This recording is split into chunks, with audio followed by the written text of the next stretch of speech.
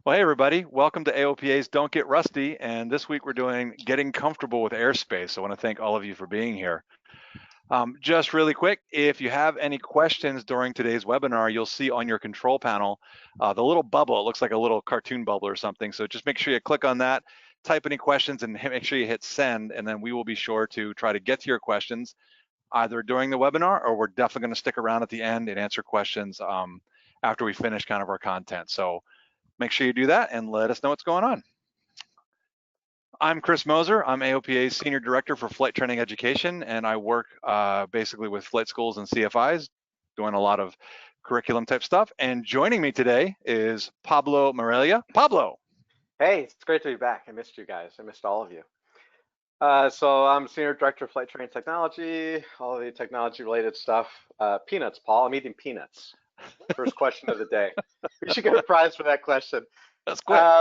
Yeah, so anyway, so I do the technology stuff, and more specifically, a big initiative, one of our in-cockpit training apps, which I think we'll probably do a show at some point later on. But looking forward to this one of our more special guests, Chris Moser. You might know him from previous webinars. Chris, welcome to the show. I appreciate that, Pablo. And you may note that our colleague Keith West is not with us. He is actually on PTO this week, down enjoying sun and beaches and everything else somewhere down south. I forget exactly where he is. So I'm sure he'll be back with us in a few weeks. And we can't forget to introduce Stephen. Stephen, would you say hello, Stephen? Hello, Stephen. And so Stephen is behind the scenes. He'll be going through the questions and helping out, and he's kind of running and producing behind the scenes. So, and you may hear from him popping in later.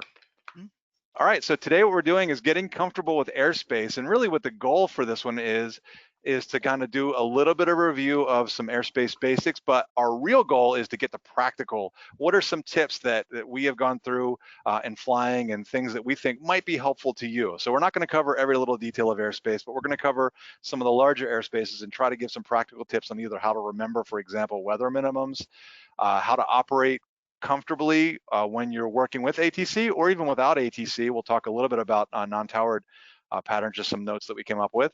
And we'll talk at the end about special airspace. Now, bonus today, just before anybody decides to ask, we are doing FAA Wings credit. So yes, it is automatic. As long as you signed up for the webinar using the same email that you do for the FAA, the FAST Team website, you'll get credit for that. So that'll be done. I think Stephen, help me out. Is that by like next week sometime that'll go through, or? Yeah, usually they get submitted after we wrap up for the week and goes into the fast thing the following week. Cool. And then also today we've got something new.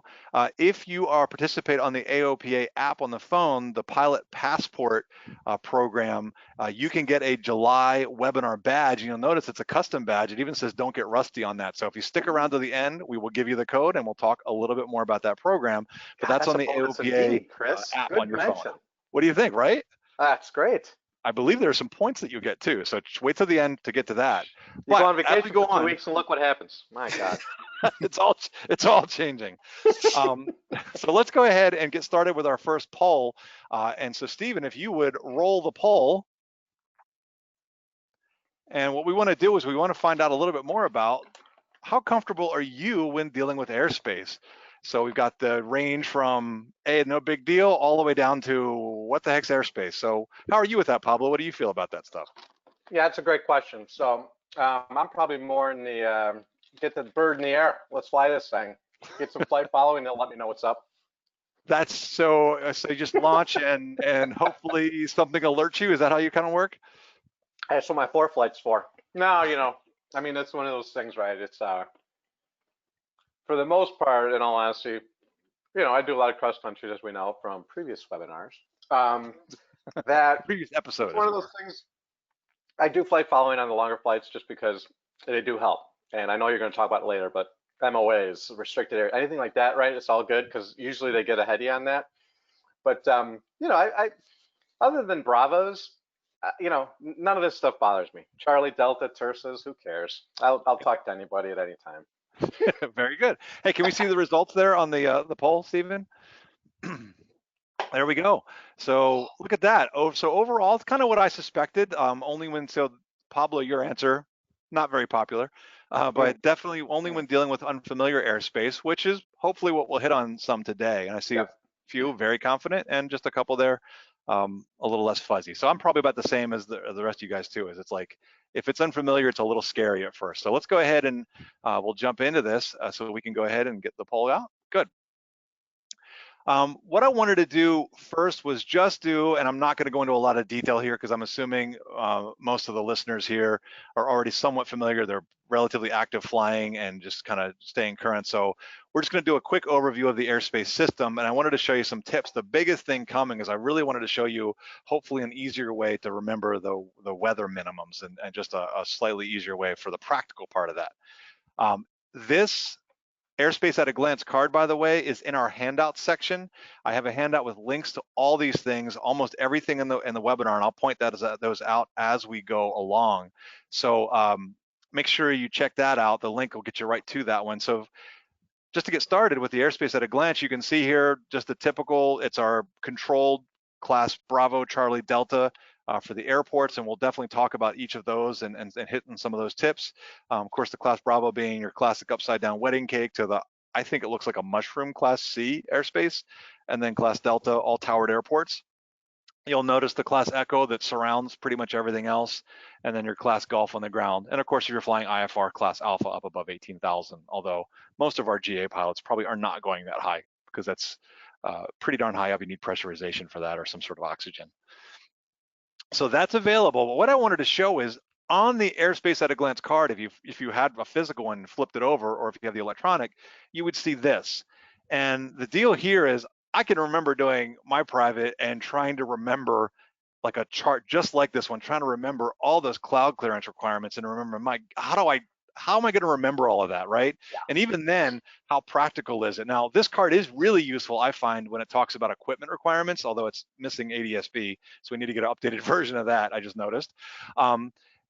But for the weather minimums, I thought, to me, that was the hardest part. So this is what I wanted to show you, is this thing coming up here. And I do have a link to this also on our handouts. This is from Rod Machado, by the way, who will be a guest coming up in our webinar in August, doing his special deal, shtick and rudder, as he calls it. Yeah. But I wanted to show you, this is out of his private pilot handbook, and I really thought this was a great way, once I learned how to use it, to remember those cloud clearance requirements. So let me just explain really quick. I'll explain that methodology. If you forget anything I talk about, just go on YouTube, and I've got the link on the handout, and it's him explaining this exact thing. So I'll do it a little shorter and just a brief version of it right now. So if you look at this diagram, the most important pyramid or most important triangle here is that upside down triangle in the middle. And you'll notice that it's the top, sort of side of it is 10,000 MSL. And then within that triangle, you'll see it says Bravo, Charlie, Delta, Echo. And the Bravo has an asterisk next to it. And then it has those weird, that little cloud thing and the weird numbers. And so what that's doing is just shows you that Bravo, Charlie, Delta, Echo pretty much all have the same weather minimums. You got 3 statute miles visibility to remember, 1,000 feet above for clearance, 500 feet below, and 2,000 horizontal. And so notice the order that I do that in: 1,000 above, 500 below, 2,000 horizontal. So 152, like a 152. So what I remember is if I'm below 10,000 feet and I'm in Bravo, Charlie, Delta, Echo, all I got to do is remember 3 152s to stay legal. And so 3 152s. If I go above 10,000 feet, then of course, Pablo, do you recall like what happens when we go above 10,000 feet? Why do the cloud clearance requirements go up? Well, you're getting close to your oxygen limits for one. Yes. And so, well, that's all I could think of. Well, also when you get up there, what goes away is the speed limit. Ah, yes. And of course, we fly Cessnas a lot. So I was going to say we never have to worry about that. So that's well, for me, that's when I feel good going all the way full throttle in the 172. I can, I can get all the way up to about 110. So that's when the speed limit goes away, and so the cloud clearance requirements go up. And so to remember that one, notice it's Echo and Golf up there above 10,000, and it's 5 statute miles and 1,000 feet above or below, and 1 mile horizontal from the side. So that's 111, 111. So I remember 5 statute miles, 1,000 above or below, 11, and then a statute mile horizontal. So 5 111s. I think of the F-111 from the Vietnam era to help me remember that one. So I just wanted to explain kind of how that works. To me, when it comes to airspace, especially practically speaking, there are only two things I need to remember. 3 152s if I'm below 10,000 feet, and 5 111s if I'm above 10,000 feet. I know that on the sides, there's that golf stuff, but think about it, and I'll ask you this question, Pablo. Have you ever flown in 3 statute miles visibility? Okay, because what does it look like when you get down that low? I don't know because I can't see anything. Exactly. So 3 statute miles for me, I really will not go cross country. If it's 3 statute miles, I'll probably just going to, I will go up, and maybe if the ceiling's high enough, I'll stay in the pattern with a student and just work the pattern, but I'm not going anywhere because you can't see anything. So for practical Chris, real purposes. quick, someone asked, can you just really discuss the numbers within the cloud real quick? Yes. So the number within the cloud, like I'm looking at that bottom triangle, the upside down one, and it's got the 3 inside the cloud. And then notice it's on the inside of that middle upside down triangle. That's 3 statute miles visibility. So the numbers in the cloud tell you the statute miles visibility. The little red numbers around it are the ones that are telling you how far you need to stay away from the clouds. And then for the up above 10,000 feet, that 5 inside the cloud is 5 statute miles. All right, just real quick, just to cover the Gulf. The Gulf at night, which is that left-hand bottom triangle, it just points an arrow back into the one that's 3 152s. It's the same, so there's nothing else to remember. And then when it comes to Gulf in the daytime, that's where you have notice there's a 1 in there, so it's 1 statute mile visibility, but it's 152 again, 1,000 above, 500 below, 2,000 horizontal. And you'll notice in that weird Gulf one, it's between 1,200 AGL up to 10,000, and then below 1,200 AGL, it's just 1 in clear clouds. I don't spend a lot. Yeah. I apologize. Is this memory aid in our getting comfortable airspace resources PDF or no? The link to the video of Rod doing it is. It's also in his private pilot handbook. I don't have it to give out the actual graphic, unfortunately. Okay, so you don't need to buy the book. You can get it online as well. You can get it online, yeah. And in fact, you might even be able to go online and look it up. I'm just trying to be good with Rod because I know that he runs this business, and I'm trying not to like give out his stuff for free. Yeah.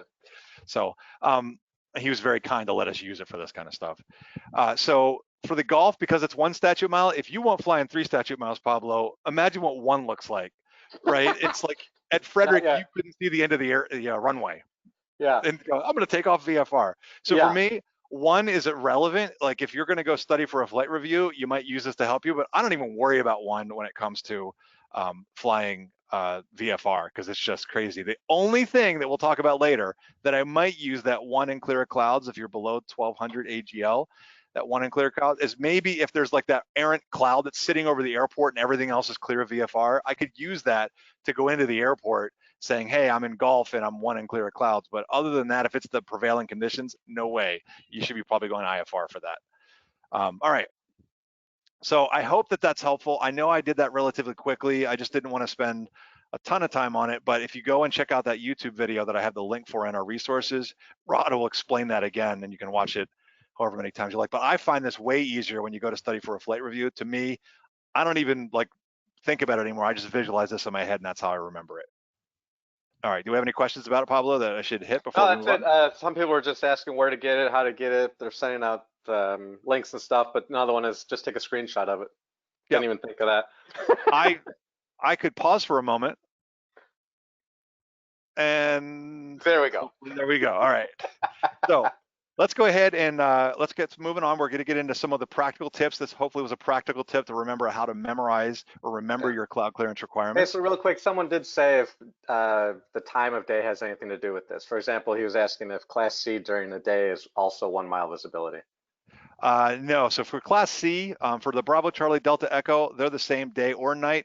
Although one thing I did forget to mention is that asterisk with Bravo, because you're in tight radar control when you're inside Bravo, it's just 3 statute miles, and there's the asterisk down below, which is clear of clouds. So when you're in Bravo, you don't need to maintain the 1,000 above, 2,000 horizontal, and so on. Now, actually, I will say one other question that I often will get. You guys may already know this, but I'll throw it out there. Sometimes when I'm working with people, they'll say, well, how do I know if I'm 2,000 feet away from it? Or how do I know if I'm a statute mile away, right? You guess. You guess, exactly. What I say is, here's my rule of thumb. Why do we have these? This is because there's instrument traffic. There's instrument traffic inside those clouds, right? So if a 747 comes out of that cloud, how far do you want to be away from it? Well, then he's breaking the law because he should be down where I am. So that's what I do is think of a jet coming out of the cloud, and that'll give you, if you are clear enough that you could see the jet and still avoid it, that's how far you should stay away from the clouds. So just be So, and careful. here's an important reminder as well. And someone asked, would you use these cloud minimums if you want an IFR flight plan? No. No. And for IFR flight plans, then you would follow, really the only time that those come into play is when you're shooting your approach or taking off for your departure, if there are published minimums. And of course, when it comes to an approach, there are published minimums for visibility and cloud, like the ceiling. And so you just follow those. For IFR, it's totally different rules. Okay. Cool. Anything else? Not yet. Okay, well, let's move on. I can always come back and chat about that. Let's go ahead and roll our next poll, Stephen. Because what I wanted to talk about was the thing that when I do the Rusty presentation, it's the thing, what scares pilots more than lightning or tornadoes? It's class Bravo airspace. So the question being, how comfortable are you when it comes to operating in class Bravo? So Pablo, I know you've done tons of flights back and forth between Chicago and even going out to Denver from Chicago. How do you feel about class Bravo? Listen, like I said earlier, I have no problem with any class of airspace. But when it comes to Bravo specifically, I always traverse Pittsburgh on the way home and on the way back. I don't steer away from it. I don't try to go around it, above it, or below it, because I'm always on flight following. And when I get onto flight following, they actually clear me preemptively. I don't even have to ask. I get within about 30 miles, and they're like, "Hey, whatever my tail number is, 528 Mike Juliet, cleared into Bravo." I'm like, the first time I was like, I didn't ask. Exactly, right. And I know we're gonna chat about that, but it's exactly it. It makes it easy. So we're gonna definitely offer that as a tip. Let's go ahead. I think that's pretty good, Stephen. Let's go ahead and show the results of the poll. And it's pretty even. I mean, looking at that, we got piece of cake. Notice that's the smaller, but cautious, not worried. It feels like that's probably kind of where you are, maybe Pablo, or like not too big of a deal. And then to me, it's a piece of cake. Do it all the time. I mean, if I don't bother with some of them. Like, for example, when I actually do get home, I stay out of O'Hare. O'Hare, first of all, they're never going to let me in, ever, even if I'm flight following, unless it's between about 2 in the morning and 4 in the morning. Don't even ask, okay? But secondly, I even actually cut flight following off a little early because they will vector me if I'm on flight following to where I don't want to go. And my airport in Chicago is actually under the class Bravo. It's on the outer ring, but it's under it. And so it would take me, if I considered flight following all the way into DuPage, they would take me probably 50, 60 miles out of the way, which is, I've had that same experience in dealing with JFK. And check it out too. Like, notice we've got pretty even on the last two as well. It's a big deal, so I plan ahead. And then some folks just don't want to avoid it, and that's a really common thing that I've seen as well. So it is. Let's go ahead, go back to the screen. There we go. Thanks, Stephen. Thanks, Stephen. So here are our tips. Pablo, you just mentioned the second bullet that I have on here too, which is flight following. And I'll go back to radio proficiency in just a moment. But flight following, I think I totally agree with you that using flight following is probably one of the best ways. If you're worried about Bravo, use flight following because it will help. And in fact, it goes back to, in fact, I'll do the segue here in a second. So the first part is because you already have told them where you're going, you've already got a squawk code. More oftentimes than not, when I'm traveling and I'm flying somewhere and it's going to kind of cut off the edge of Bravo airspace or go through it, more oftentimes than not, except for maybe a place like, O'Hare or JFK or someplace, they normally will just they'll just go as you get close. Oh, whatever, November 1, 2, 3, 4, 5, cleared through Bravo airspace, hold this altitude. So because they know it, it actually makes it easier. So flight following is a big tip. And it leads back to my first bullet point, which is the most important thing that I've found when dealing with Bravo. I used to instruct out of Deer Valley Airport out in Arizona, and then I've also done flights through BWI and also up into JFK, is radio proficiency. I learned that when I was instructing full-time out in Arizona, is that when you get good on the radios, the controllers are much more likely, I find, to want to let you go into Bravo, to just let you go through it, because they figure, it's like when they're letting you in, you being good on the radio and being proficient is making it, I feel like to them, it's like, okay, you're not going to be a problem. You're going to listen to me. I'm going to call out traffic. You're going to hear what I'm saying, versus if you get on there and you're kind of stumbling and you're worried about it, then they're going to be like, I don't know if I'm too busy right now to deal with this. Stay out of the Bravo. Because remember, they can just tell you stay out. So to me, I think those are the two biggest tips is get proficient on the radios and use flight following. Makes it simple. And you know what? And they really will. I mean, it's not even one of those. At least I haven't experienced it where you're kind of like, well, I wonder if he allowed me in. Because like with O'Hare, they're like, no, negative. Right. Yeah, vector around, and they will tell you head 270. Keep going. Just go away. Exactly. Yeah, exactly. So, but which brings up a good point. If in fact there is that point in your head where you're like, so am I cleared or not? Unless you hear those words, you're cleared to enter. Call back if you don't even think they said that, or even if you did think you hear it, call back. Am I cleared to enter Bravo? Just double check it. Exactly. Because in fact, didn't you have a situation once where you almost went in, or? Where's my NASA form? Hold on a second. Before I tell you guys about that. Yeah, I mean, it happens, right? I was on flight following. I was heading to Denver, Centennial APA, and Denver's airspace. And then you got Air Force, and you got all these places you got to kind of go through it. And they didn't clear me into it, but I really wasn't paying attention because it's right on the edge. And I mean, I just clipped it. And they said, you're in Bravo. I said, oops, NASA form. And I vectored right out, but it was only like 10 seconds. And we'll hit that at the end too, where we'll talk about the NASA form, and that's the whole thing. Right? Obviously, what Pablo showed right there was the unintentional, and and it was inadvertent. He didn't mean to do it, so it's perfect for the NASA form. Yeah. But if you're concerned about getting radio proficient, obviously I know if you've been a longtime fan or a longtime listener, you'll know that one of our first episodes, I think it was the second or third episode, we talked about getting radio proficient. But I also have some links in the handout as well that will send you to the Air Safety Institute's got some great resources. I think it's called Say It Right, and I put a link to a whole bunch of stuff they've got on getting radio proficient. So highly recommend that. Now, the last part I wanted, real quick, I apologize. Someone says if you're not ADSB out equipped, do you know this? By the way, I should ask. On flight following, I'm guessing you need to give them a heads up to not get you inside mode C veil. Will that lead you into a deviation? Man, that's a good question, and I don't know the deviation part off the top of my head. I think, man, okay, I'm gonna speculate. Please take this. This is not official AOPA saying this because I'd have to go and research this to dig it up. But I remember talking to somebody at AOPA, and I want to say it was I can't remember right now, somebody in PIC maybe, and I asked this something like this.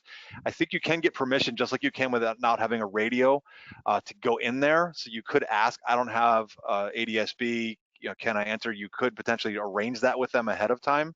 But otherwise, yeah, you're supposed to, it's now a requirement. So unless you made previous arrangements with them or got permission, then yeah, you probably would get a deviation. Now, if it was inadvertent, then we go back to the NASA form. But please take that as that's just me trying to answer that question. I'd have to research that. If you want a more definitive, you could either email us or give us a call at actually the people to call. No more than I do on those kind of things would be the Pilot Information Center at 1-800-USA-AOPA. That's 1-800-USA-AOPA. Those guys are good point here. We're not sponsored by PPS, Pilot Protection Services, but yeah, that might be useful too, just in case. That's right. The other thing I wanted to mention when operating in Bravo and Charlie is that, and I know, Pablo, you had a similar experience to me. I flew into a Charlie during my training, and I was a student pilot. My instructor had not told me about this. It was a solo cross country. I land, I get on the ground, everything's great, and I go to take off, and as I'm taxiing, they're like, okay, well, the advisor's ready to copy your clearance. I'm like, my what? What the heck? So when you fly VFR out of a Bravo or a Charlie, you're going to need a contact clearance delivery, and they're going to give you a VFR clearance out. Yeah. Oh, and by the way, my Milwaukee experience, the first time I flew into Milwaukee, sure, flying in was easy, except until I got they landed me on the biggest runway and I had to go all the way the other way. And it was one of those, oh crap, I've never done this before. Progressive, please. Because it was like A to C to Charlie Delta to Echo to Mike Echo to, I'm like, but when on the way out, I'm like, this will be easy because I hadn't thought about it. And they actually want your airplane, the direction. I was like, let me call you back. Which way am I going? So definitely, it's like a VFR, IFR clearance almost. I mean, they want a lot of stuff. They want to know your cruise altitude as well. And so what'll basically happen is, remember the reason in Charlie and Bravo is they're dealing with a lot of airline traffic, IFR traffic coming in and out. And so they're just going to give you a clearance that's going to help you stay, so they know where you're going. They don't want you just kind of going wherever you want. They want to know which way you're heading. So they're going to give you a heading, an altitude, potential restrictions. So you might say, I want to cruise at 5,500 feet going westbound. Well, they might tell you, okay, well, hold on and don't go any higher than 3,000 feet. So the format that comes in, I have it on the slide here. It's called CRAFT, the CRAFT clearance. And so it stands for cleared to the route, altitude, frequency, and transponder. This is the order in which they will give you the information. Now, when this is an IFR thing, so if you're instrument rated, you'll probably recognize this. But if you're flying VFR, they're not going to clear you to anything. They don't have a limit, but they are going to give you the rest of it. So they'll tell you, like Pablo just said, they might say fly heading 270. They'll give you an altitude. So they might say, clear to your cruise, but a lot of times what they'll say is, maintain at or below X, maintain at or below 3,000 feet. They will give you the frequency for departure. So if you've got a flip-flop radio, which probably most airplanes probably have now, have that on standby, because once you are taking off and as soon as you get sort of out of the tower area, they're going to just tell you contact departure, and they're not going to tell you the frequency. So that'll be that. And they'll give you a transponder code. And so if you know that that's the order it's coming in, it makes it a lot easier. I know that for me as a student pilot, I was like, oh, what? And I'm trying to copy it all down and read it back. But it's way easier when you know what the order is coming in. Hey, Chris, since we're talking about flight following so much, someone asked, when you ask for flight following to an airport, is it always direct, or can you request waypoints to avoid an MOA, let's say? Yep. In fact, what I would say to you is, in fact, we're going to talk about MOAs a little later, but what I would say to you is let them know what you want, because I know with students, a lot of times what we do is we'll say we're requesting flight following, for example, from Frederick to Lancaster, but we may have another waypoint like York or something on the way that we wanted to fly over. Just advise them, because otherwise they are assuming you're going direct, and if you go off course, they'll call you and say, is everything okay, or do you know where you're going effectively? But just tell them. And in fact, I've even done it where I was doing a student, we were just using pilotage dead reckoning, so they had no navs. I knew where they were, and I knew they were off course, but I was trying to let them work it out, and ATC came on and said, the airport, and I said, it's a training flight, so just advise them, and they're cool with that. So just tell them what you're doing. If you have a special waypoint, just let them know you're going to go via whatever. Now, you may not try to get that in your initial call. Usually that's when I'm with center. Like if I'm talking to departure around a Bravo, they're so busy that they may not care. But as soon as I get on with somebody else, I'll let them know. All right. Here's another one real quick too. Well, someone says, I've been in this situation where I'm about a mile outside of Bravo at 1500, and the controller says cleared into Bravo at 4000. Does that mean I'm cleared to enter to climb 4,000, or do I have to be at 4,000 before I enter? Man, that's a good question. I don't necessarily know what that deal there would be. In fact, one is that they're giving you an altitude restriction. So they're going to give you headings oftentimes, and they're going to give you altitudes within the Bravo. In that case, honestly, what I would do is if I'm like, it depends on how far I am out, I'm going to start climbing, definitely go to 4,000. But if you're not sure, ask. Say, just jump in and say, is it okay to start climbing now, or do I need to do that before entering? But I don't know that I've ever seen that specific thing of that happening and what they would say like in the AIM or whatever. But maybe somebody in the audience is an AT or controller or something. Maybe they can chat in there and let us know. So here's another one too. It's good. What about flight following when you don't have a destination? You just want to fly up and down the coast? Yep. I used to do that all the time out in Arizona. Really? We would go out, yep. And so out in Arizona, I would do it, and we would just tell them, we would go out in the practice area, and so we would just want flight following from Luke Air Force Base actually a lot, and just say, we're gonna be out here in this area requesting flight following. So just tell them what you're doing. We're gonna be just looking at the coast, just gonna get flight following, and just tell them about where you'll be, and they'll get it. So that way they just have an idea that they like being able to talk to you, because that way if somebody else is coming, they can call it out and tell them what you're doing. Cool. Okay. Let's go to the backside. This is something a little more unusual. I don't know that people use the backside of the TAC a whole lot. And of course, now with a lot of us using electronic flight bags or EFBs, this is something you actually have to tap on and change your thing from the sectional to this to see these. Unlike but there the old are some really, exactly. There it is. Exactly. So with that said, there are some things that are really useful on the back of the TAC when you're dealing with Bravo. And so maybe it's time to go and find it in your EFB or look at the back of your TAC and check this out. So the three things I wanted to mention were, number one, the VFR Fly Way, which are those, see the blue route there? And so you'll see that it says kind of go around this way. It gives you landmarks to follow, and it's got the thing 5,500 feet or below. And it gives you just a way to kind of get around it, and it helps you avoid it. We've got one that goes right through our CIFRA between BWI and Dulles and Reagan. It's a little narrow corridor, and it tells you what altitudes to fly. If you're flying eastbound, then fly this altitude. If you're flying westbound, then this altitude. So really useful, and I got the red arrow kind of pointing at it there. The other thing when it comes to the backside of that that's really useful are you may see in some Bravo airspace, see those magenta arrows kind of coming down from the north from Paradise Valley Mall, and they kind of split off. This is called a VFR transition. And so at Phoenix, we used to use this when we wanted to go down to the south area, right through the Bravo, rather than having to fly all the way around it. And so we would call up and say, Phoenix approach, requesting the VFR transition to the south. And then you'll notice here that this is something I just learned being out there, that it has an east and west. And so they would assign that depending on which runway they were using at Phoenix Sky Harbor, which you can see down at the bottom of the image. And so those magenta arrows are showing you which way they expect you to fly. So be aware of those, because that's a nice way to transition. Or it may be something too that if you're going to go flying through a Bravo, that they may kind of throw at you. And you're like, what are you talking about? Well, you got to look on the only place you'll see this is on that the VFR side, that sort of chart of the TAC chart, or on your EFB. And then the last bit I wanted to mention on this picture is that the little magenta flags, these are pretty much on any Bravo, they have these, but it's the VFR visual checkpoint or waypoints. Like Paradise Valley Mall at the top there is a little flag over that dot, and it shows you where the mall is. And these are pretty obvious landmarks. You'll see the one with the red arrows pointing at Squaw Peak, and it's got a GPS code there as well. So for the GPS code, you can actually program that in as a waypoint in your GPS and then fly right to it. It's right to Squaw Peak. So they're just useful to know that those are on there. But again, you're not going to see those typically on the a sectional chart, but it's only on the TAC. Any questions on this one, Pablo? Or any? Well, not on this one, but real quick on the Charlie and departing. Someone asked, what's the best time to ask for flight following departing the Class C?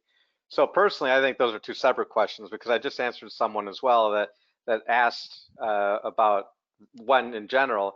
I think it's a preference thing. Me personally, because of how busy both the DC and Frederick airspace is and Chicago, I like to take off. I've got my flight planned. I asked And for you're flight departing following. on Frederick Delta, that's like near there, right? Yeah. Okay. So wherever I take off from, I generally like to just get in the air, get on my route. I'm at my altitude, I'm everything, which is usually about Chicago, it's about 25 minutes up. Then I ask for flight following. I just feel like it's so much easier than to have to do the fake IFR, leaving and all that stuff. And then also, again, like I said before, the vectoring in these busy areas, they might take me so far out of my way. It's like it's already a 182 for 4.5 hours going east, you know what I mean?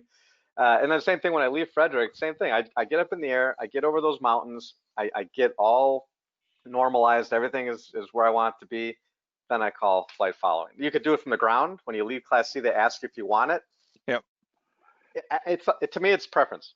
Chris? Now, for me, I have two different answers to that. If I'm departing from a Charlie or a Bravo and leaving VFR, then I'm going to go ahead. Basically, you're already getting flight following anyway. So for that part, they're going to give you like that VFR clearance out. They're going to give you a heading. And in fact, this will happen in a Tersa as well. By the way, I know I didn't put this on here, but this could happen in a Tersa. And they're going to do it anyway. So I would go ahead, and you're basically getting flight following anyway. I would go ahead and let them know if I want flight following, just tell them, because you're going to be dealing with those restrictions when you're departing from the Charlie or a Bravo.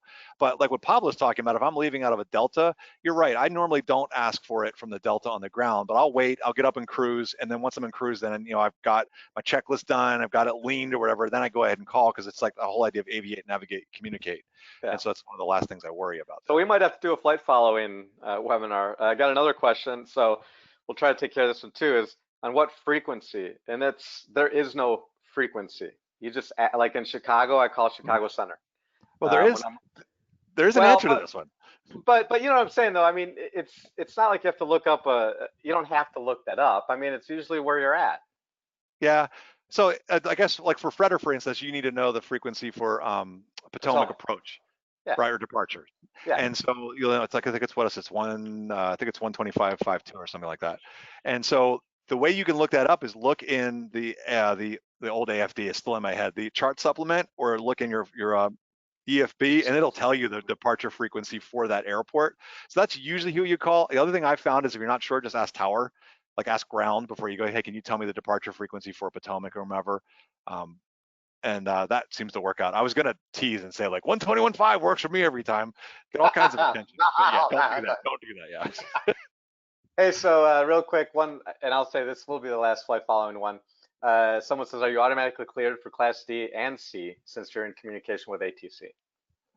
Yeah, it's like if you're on a flight following, and what's going to happen is with both class D is a little different, but with Charlie, when you go Charlie, you're already talking to approach. Like when you get transition for flight following, you're on with their approach. Like you'll hear them say like Tucson approach. So you're already talking to them. So that is your established communications with them, and they will hand you over to tower. The one thing that I would warn you of is when going to a delta, we deal with this.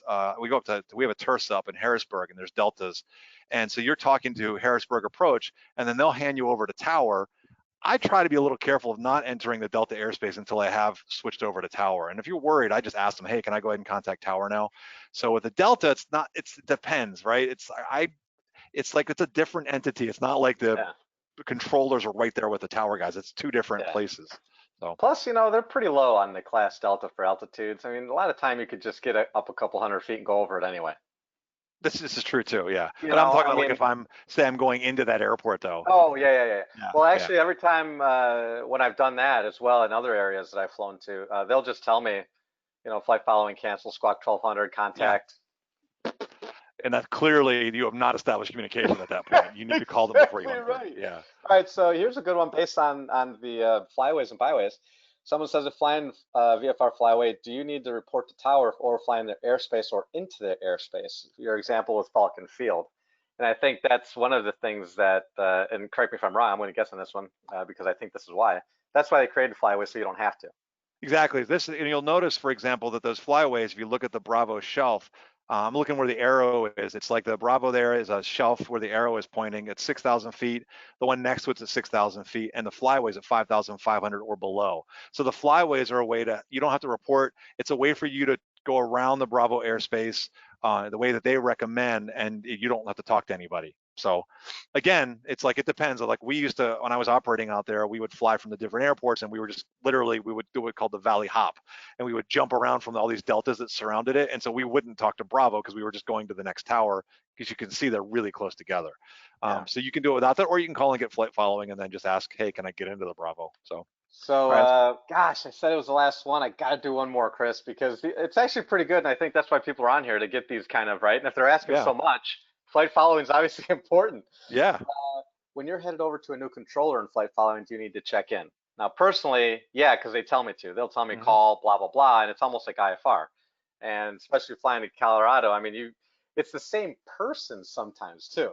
Yeah. Which is kind of funny. So going to Denver, there's 3 times I talked to the same guy where they handed me off, and I'd be like, hey, it's me again. If I tweet my Juliet at 10,000, so it's just like IFR with you. Yeah, 10,000. I check in. Yeah. What I do is I model it. I model it after IFR. So IFR, you would call up and say level at 3,000 or whatever. That's what I do with VFR. I'll just add VFR into it so they don't think I'm IFR. So I'll say, Harrisburg approach, Cessna 12345, level 3,000. And I'll say VFR usually at the end. And that usually works for me, letting them know. And then usually they'll just come back with the altimeter setting. So, yeah. All right, so we move on to the next one? Yes, please. Okay. The next tip I wanted to talk about was just when it comes to dealing with Class D, Delta airspace, I wanted to do a real fast review of lost comms, because when I do flight reviews for people, a lot of times people don't remember what the procedure is. Then we'll talk just briefly about the special VFR, because we have a story about that. And then this really key one that you've already mentioned, which is asking for help. So for the lost comms, I wanted just to review that when you lose comms and you want to get back into a Delta, you can do it. And I often ask people, they say, well, just fly into the airspace, go on the 45 and go in. And actually, if you look at the aim, what you're supposed to do is a couple steps before that. So in the aim, it's kind of like going almost to a non-towered field. You fly over the Delta airspace, if you can. Of course, there's Bravo smushed in on this one, but you fly over the Delta airspace and look down and try to figure out which runway are they using. Once you've determined that, then you go back out and come in on the 45, just like you would at a non-towered field, and start looking for light gun signals. So the key just being stay above their airspace, figure out what they're doing, what's happening with traffic, and then come in on the 45 and look for your light guns. So that's the part that I find that people seem to forget a lot. Let's talk about special VFR. Now, I mentioned you really shouldn't be flying in one statute mile visibility, but let's say that something happens. And we had this happen as a pilot that came into Frederick that were coming into one of our presentations. We should have played the recording. Yes, I don't have it. Yeah, but they were coming in and the weather started going down. They were coming in VFR and they were not an instrument rated pilot.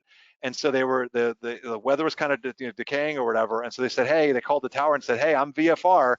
and it's like, and I know that the weather's falling, I'm coming into land. And so the controller's like, hey, we're IFR right now. I can't give you a VFR clearance. I can't like, and he's like, but I'm coming in, I have to land. And he's like, do you want anything special?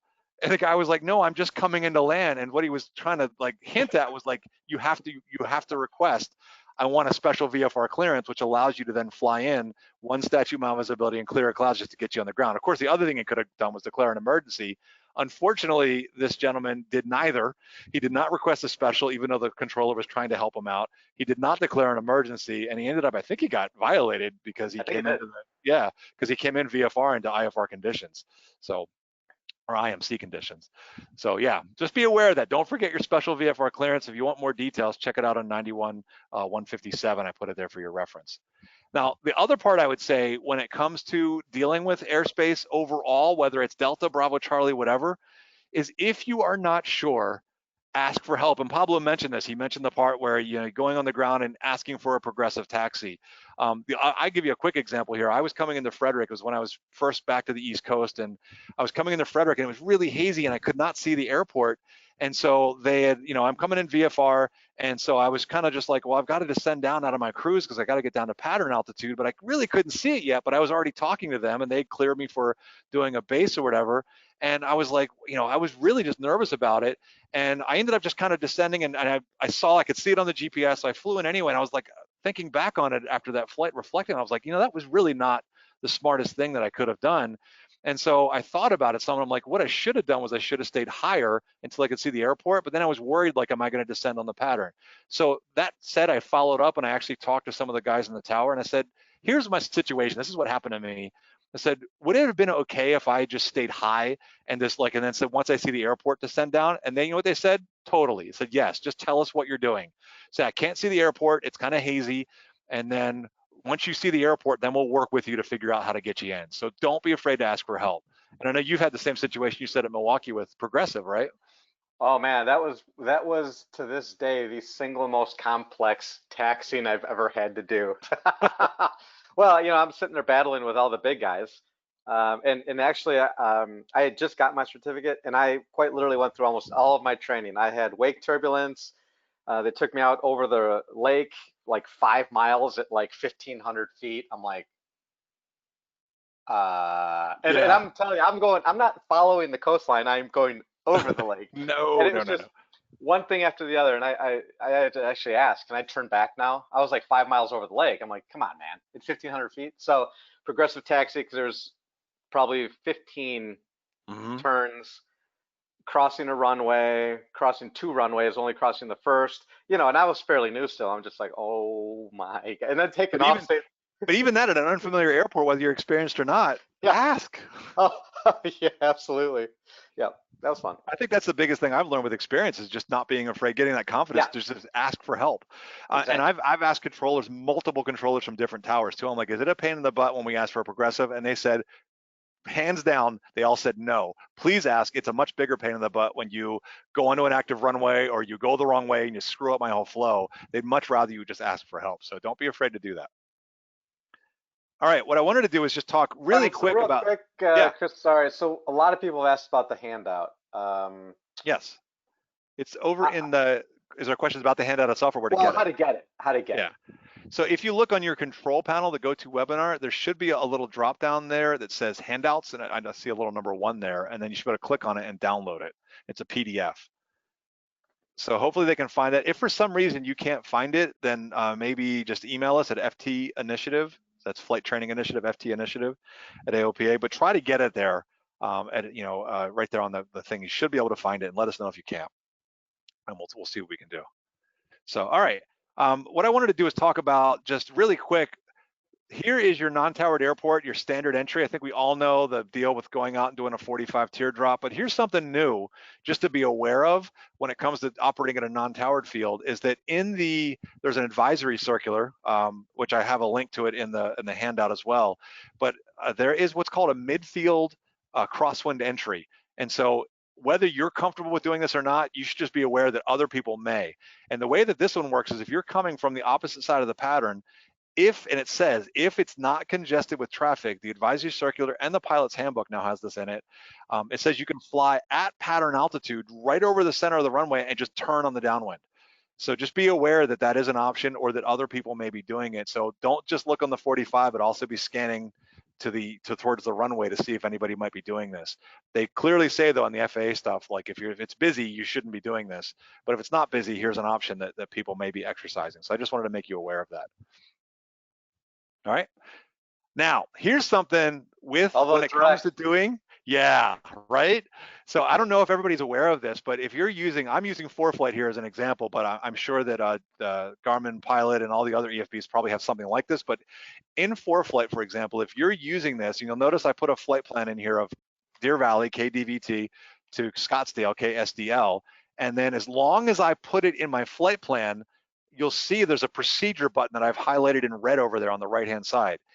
If I'm doing that, this is, you normally you'd think procedure, oh, that must be instrument approaches. And it's true that they do have instrument approaches in there. But the cool thing here is that if I click on procedure, there's a part for VFR traffic patterns. And so you can drill down. I didn't show all the different screens in here, but you can drill down and pick out which runway I want to use. And then do I want to do a straight in? Actually, I don't know if that's straight in on there, does it? I don't remember. But I know it has the 45 entry, the teardrop, the midfield crosswind. It's really not a procedure, so I've never seen straight in. It's, yeah, I don't know if it's already got extended center line. Yeah. But it's cool because if you drill down and you pick the one you want, for example, it'll do this. This is Scottsdale Airport. I'm coming from the northwest, and you'll see that it draws out. Here's I fly over the airport, and there's my teardrop entry to come back in, and it has the downwind base and final there. So it will actually guide you along the entry, and so it's actually really useful as a great sort of situational awareness tool. So just be aware that that's in there if you ever have trouble with that. Hey, so real quick, just to go since we're just out of it, the flyway byways. Yeah. How do you ask ATC for getting into a VFR corridor? And I think we already answered this, within Class B. Technically, you're not in Class B, but they want you to contact them. So it seems that you have to call them and ask them and tell them what you want. Yeah. So basically, and you're really not asking, right? You're just telling them you're flying through the flyway. Yeah, so if now you're talking about like there's like an LA, for instance, there's a tunnel that goes through it. You're talking about that? Yeah. So then it's like, assume it's just very similar to the Hudson corridor that you did, which we're going to talk about here in a second. Mm-hmm. So yeah, it's like there's procedures on what to do, and so you would just follow the procedures. You don't have to talk to them in that case. Yeah. So real quick, actually, so I did the Hudson River corridor in New York, and that was like ridiculous. If you can do it, do it.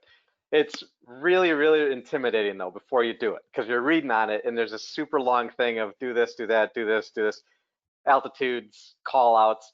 When you look at it, especially if you have a program, and I use ForeFlight as well, I mean, it tells you every position to call, and that's really what their big regulation is they want to know when you're, for example, in the Hudson River, they want to know when you're X miles, I can't remember, from, I think it's the Verrazano Bridge.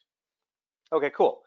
They want to know when you're flying over it. They want to know when you get to the Statue of Liberty. They want to know when you get to, and it's just points. Oh, I think there's 4 points going north and 3 coming back. And really the big thing is remember those call outs, but it's just, if you write all these things down ahead of time, they're not hard, because especially on ForeFlight, you can point where everything is going to be, because then when you turn around, you can either keep going or turn around. But when you turn around, same thing. You got to stay on this side of the river at this altitude. Call out these, it's different points, I think. Oh gosh, I can't remember now. Anyway, you got to call out points, either the same ones or different ones, but it's still, I think it's like 5 or 6 in total. So it's what we've been talking about the whole time, communications.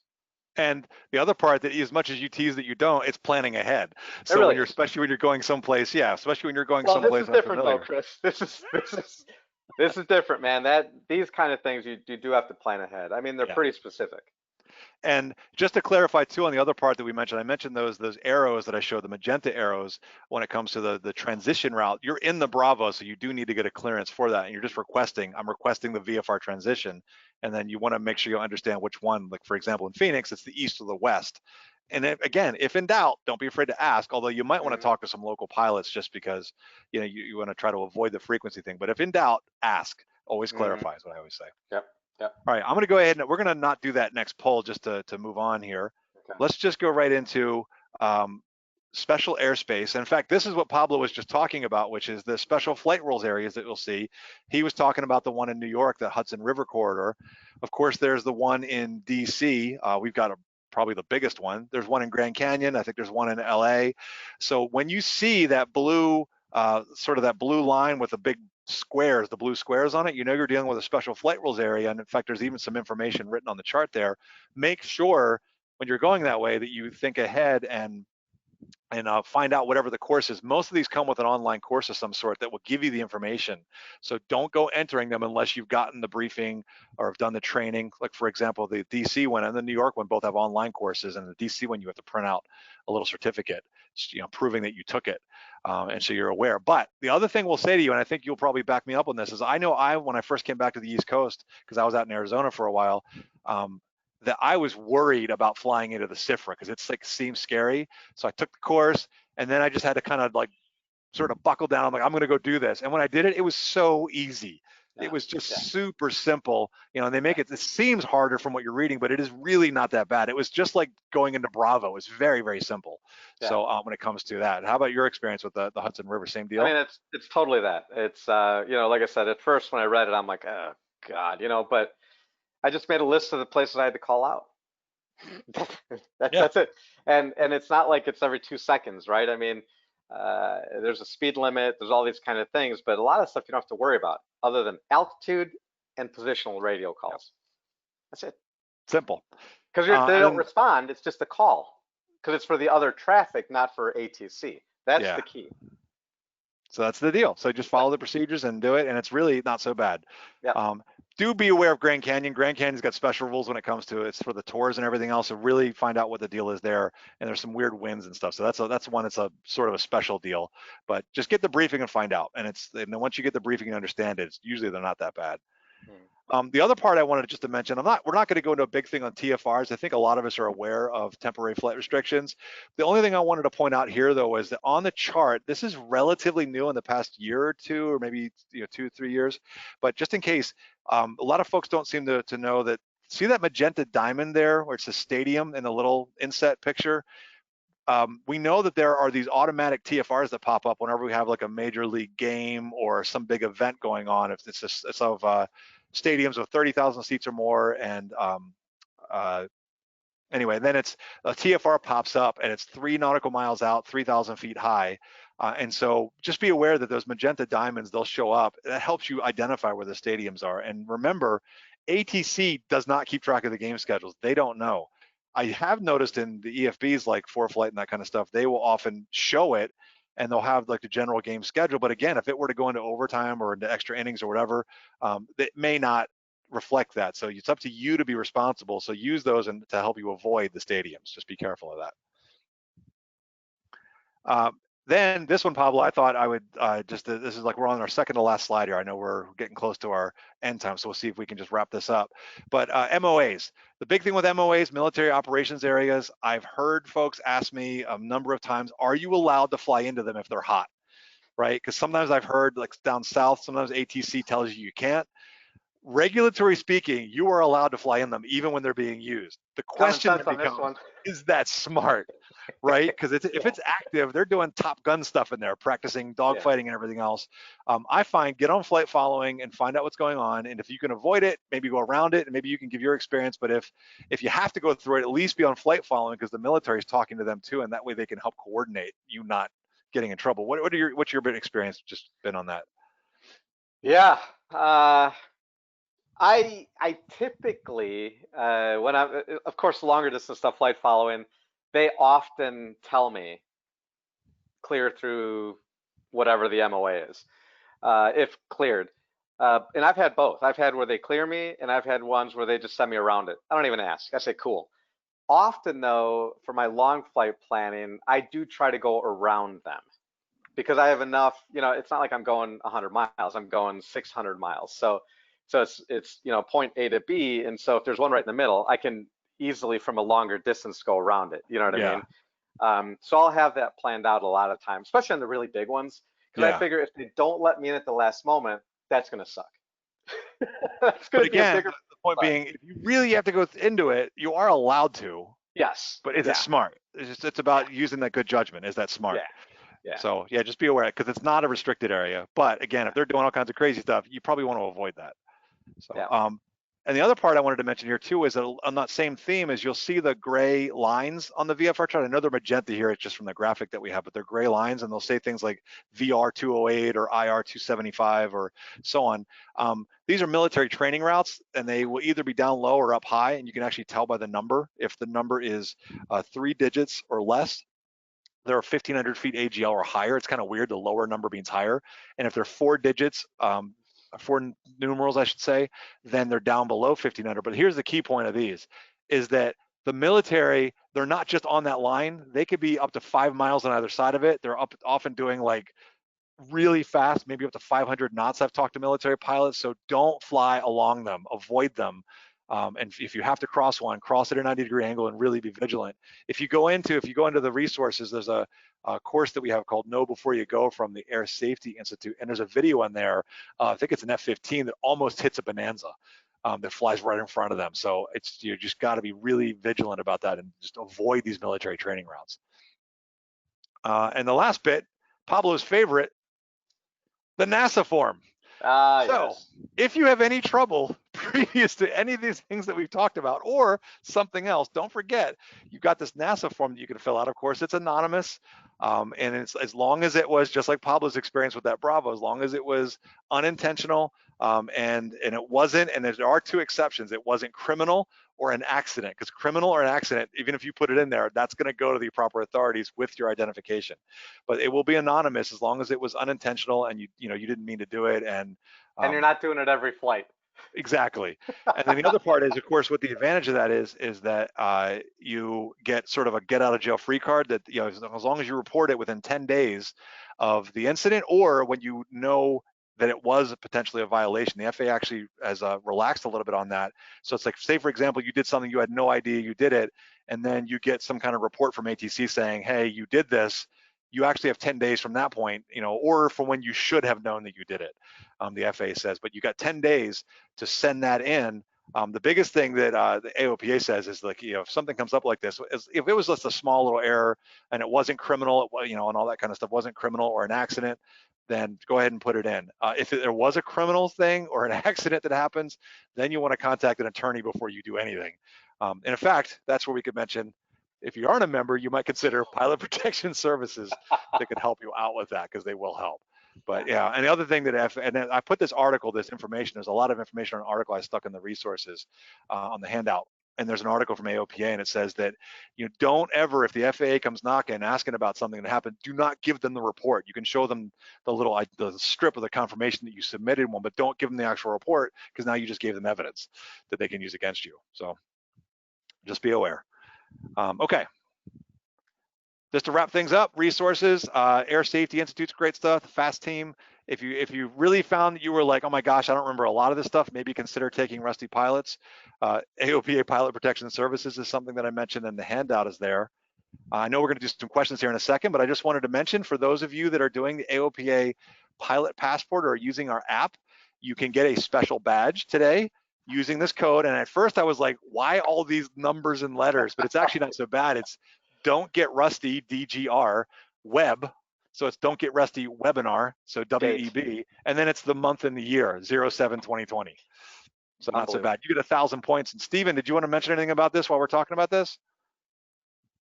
It's just the program that we've had out for about a year, and marketing talked to us about how they were adapting and kind of changing things over, because we used to do special badges and things for the various physical events we have throughout the year. Since because of what's going on, we had to cancel the events. They're looking at moving some of the stuff we do over to our online events like we're doing today. So this is kind of one of the first steps into that. Very cool. I do believe they're still going at the program of keeping track of leaderboards and having the point system count towards the occasional prizes for our members. So definitely worth checking out.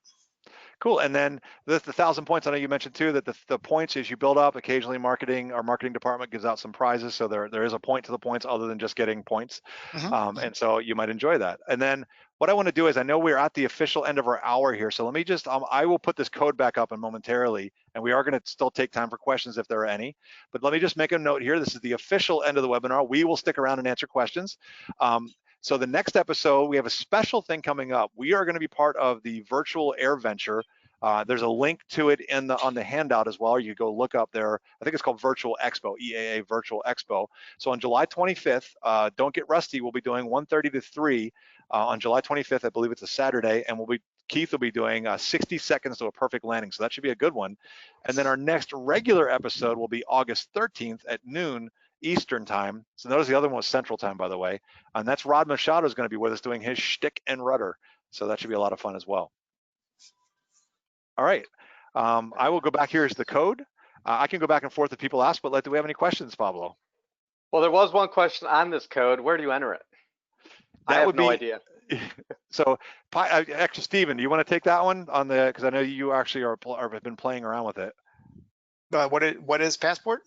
No, so it's the AOPA app. Is that right on the phone? Yeah. If you go onto the Google Play or the Android sites for downloading things, it's AOPA app. Oh, sorry, Apple Store or if you go in there and just look for AOPA, we had a couple different apps. This is the AOPA app, and the Passport is one of the functions within the app. So it provides a lot of things as far as like links to our articles. You'll get updates and alerts for TFRs in your area. So it's all it ties in being able to track your memberships, all different things that AOPA kind of does in one place. And then the Passport is a thing kind of helping you find airports. So it ties into our airport directory. So it's got the badge thing where you can log where you go, places you fly and places you visit, and kind of keep track of things, have a virtual record and get the little badges and symbols and things for participating. But it provides info about those airports as well. So you can actually click on the thing and get airport information that is being kept as up to date as we can with our airport directory. So it ties all that stuff together with a kind of a nice, fun, visual type of game to play as you go. Very cool. Okay, so real quick too, can we talk about the video, the replay? I know I want to watch it again.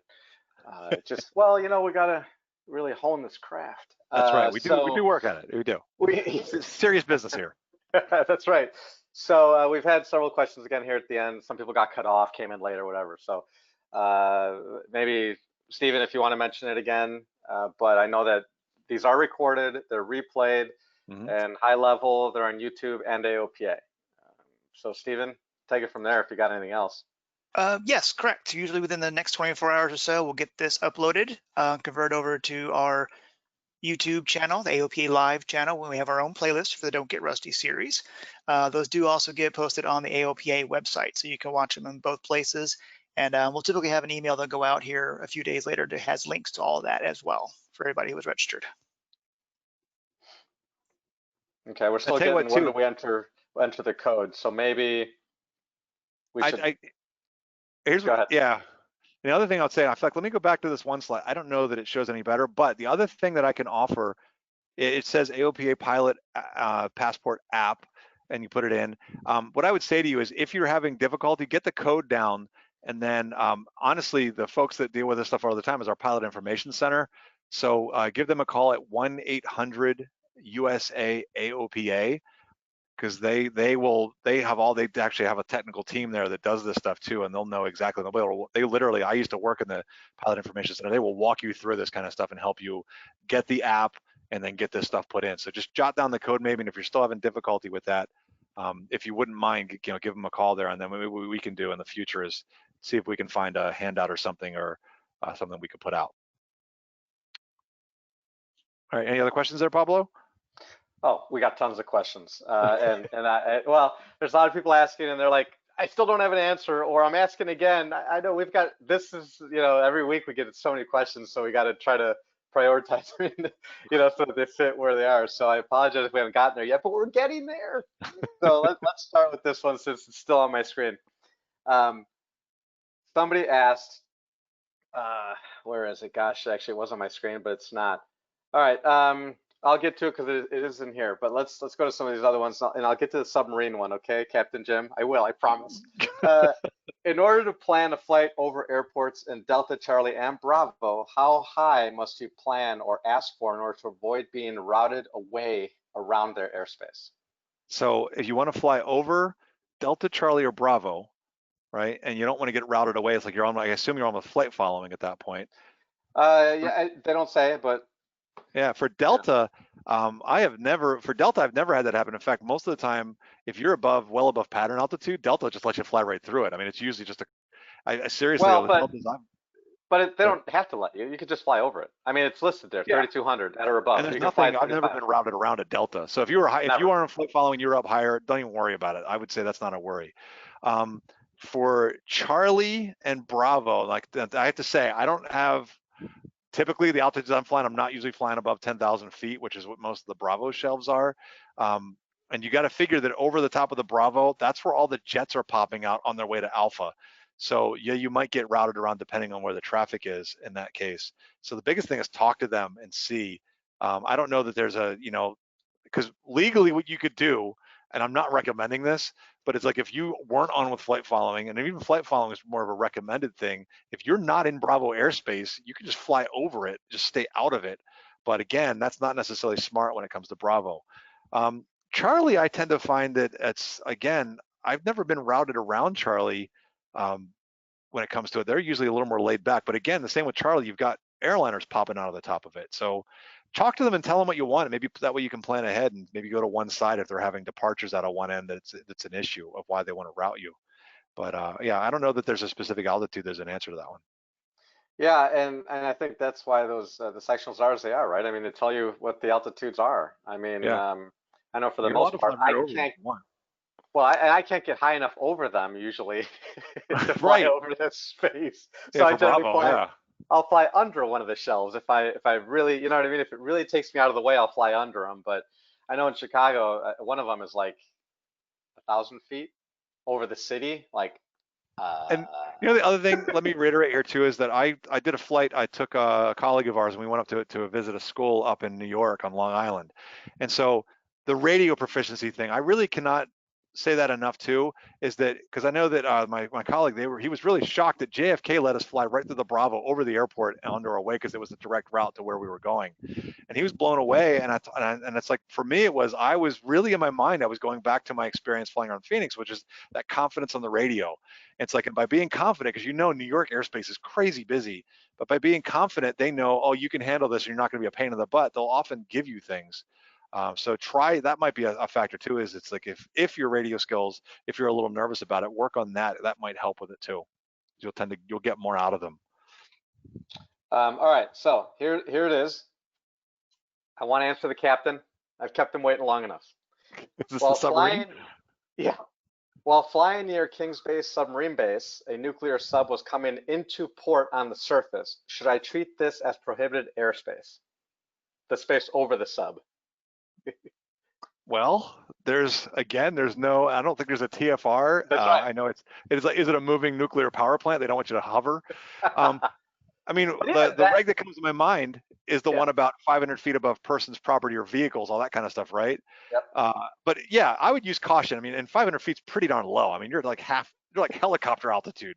So yeah, I would say that, you probably don't want to, I wouldn't start circling it, and like hovering around it. But I don't know, as long as you're 1,000 feet or so above or whatever, I can't see why you just passing over it's going to be an issue. And if you're talking to anybody, you can always ask them. But I don't foresee that as an issue because we would have seen some reg about that. Okay. That's a good question. So Interesting question. yeah, it is. So I'm going to go back to, we're still getting a lot of questions on the app and they don't know where to enter the code.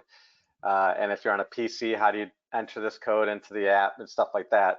Hey, Stephen, by any chance, I know you use the app all the time. Do you know what tab they should be clicking on? Or I'm looking now to see, so I can Okay. give people some quick instructions. All right, So we'll get Stephen, back just to pop that. in when you got that, when you figure that out, and then we'll be able to All right, give so you. we got a bunch, so I'll try to move quickly here. What do we do with lost comms while under flight following? Do we change the squawk code to 7600 or just continue? That's a good question, because we have all the rules for IFR, but we don't really have any rules for VFR in that way. They're going to figure out, well, let me think about that. Maybe going to 7600 is probably the best idea, because the reason I say that is, first I was going to say they're going to figure out your lost comms, but actually what's going to happen is they're going to figure that you just aren't paying attention anymore, and they're going to just kick you off the frequency. So maybe by giving them that code, maybe even jot down the code you have, you could flip over to it, 7600, letting them know, hey, I'm lost comms. And then I guess you could either leave it on that or go back to the code that you had, and that way they'll know like what's going on. And I You feel gotta like figure that. staying on it's probably the smart part because I know that I've been where I just lost coming into Frederick. I was in the mountains Yeah, and I think I was in Johnson Approach and all of a sudden I wasn't gone. They never contacted me again. I didn't hear from them again. Somewhere yeah, along the way, I lost comms as they told me. I tried to reach them, but I was out of their airspace already and I was out of radio contact. So it's like, what do you yeah, do now? So I was on flight following, so there wasn't any, you know what I mean? They didn't send out search parties. yeah, yeah. You know, at least they didn't tell me. Well, Uh, that was different though in the sense that you didn't lose your radio. It was just more you got out of their range right. or something. But they didn't know what happened. Yeah, You know what I'm saying? So it was one of those things where it was like I could have gone 76, but I didn't lose it, and they didn't care either. yeah.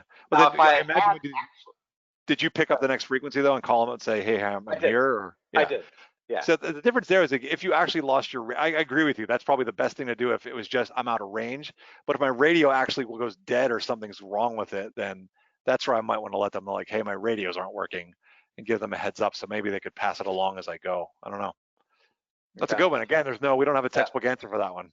So a couple of comments here, pretty funny. How did you know the sub is nuclear? Was it glowing? I like that. Very well done. Good job, Scott. Secondly, I've been cleared and vectored around MOAs. I've been told I was used as missile lock practice. That's neat, he Yeah, says. I said, okay, I don't yeah. know about neat, but okay.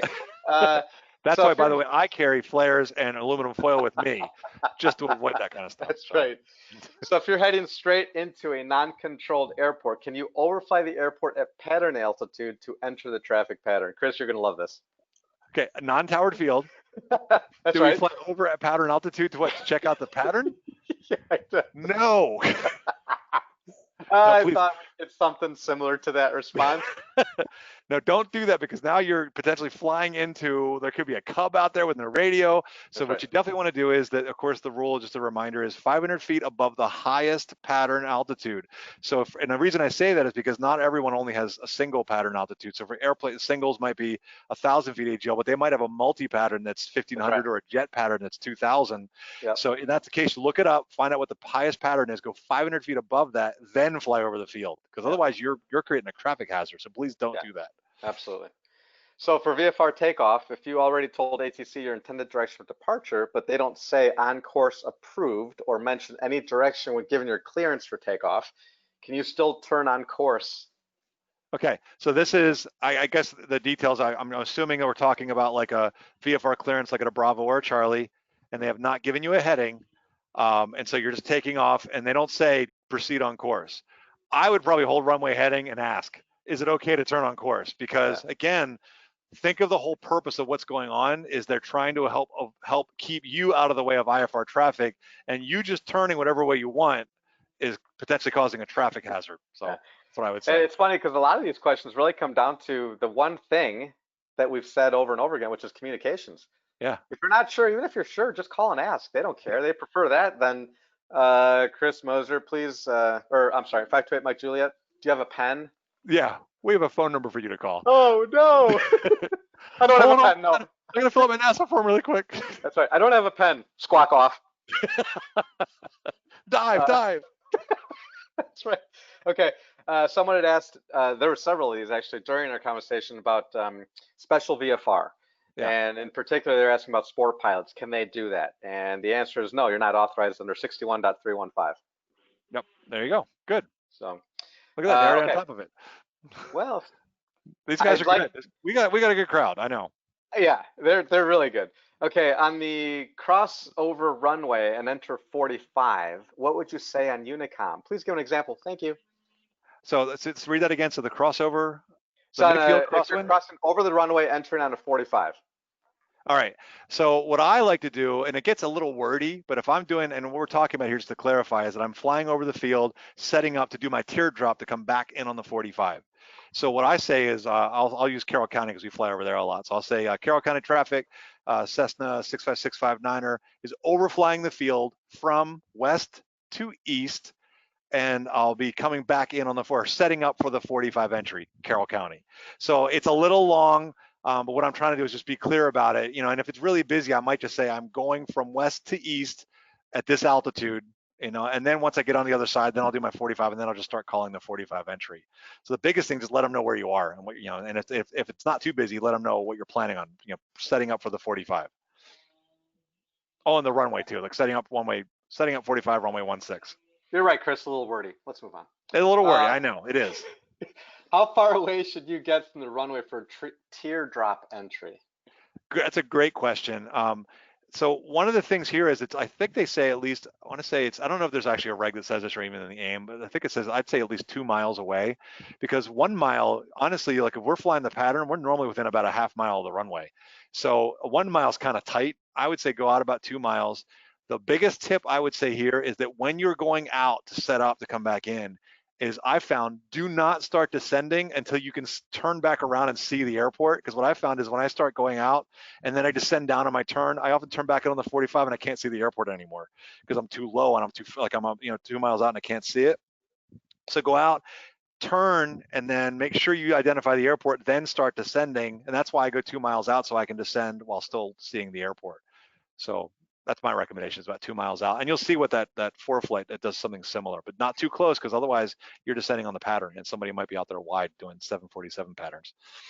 So we had a lot of questions throughout as well, and I didn't feel like during the presentation was appropriate because we were talking more about, you know, airspace and stuff like that. But a lot of people were asking about the actual chart and all of the symbols, lines. Someone asked about how do you know the difference between class Bravo, Charlie, Delta.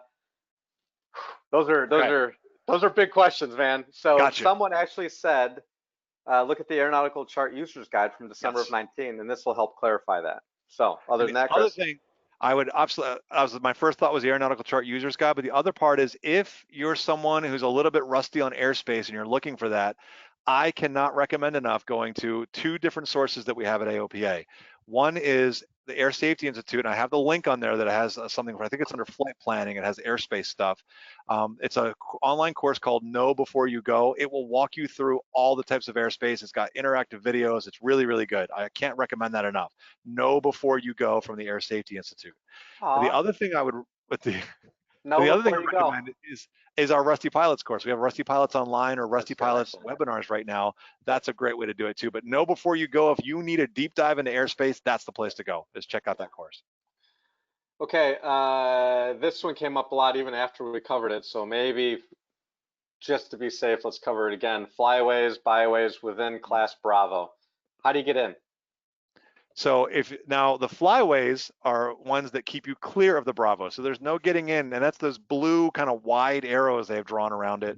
So in that case, there's no going into anything. The only thing that we have in the DC area though is we have a flyway that actually goes through the CIFRA.